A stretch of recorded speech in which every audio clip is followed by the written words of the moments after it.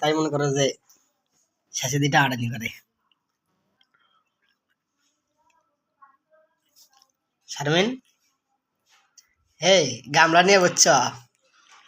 হ্যাঁ, বুনতে ছাড়া খাবাই না আর এখন গামলা নিয়ে বসে গেছ?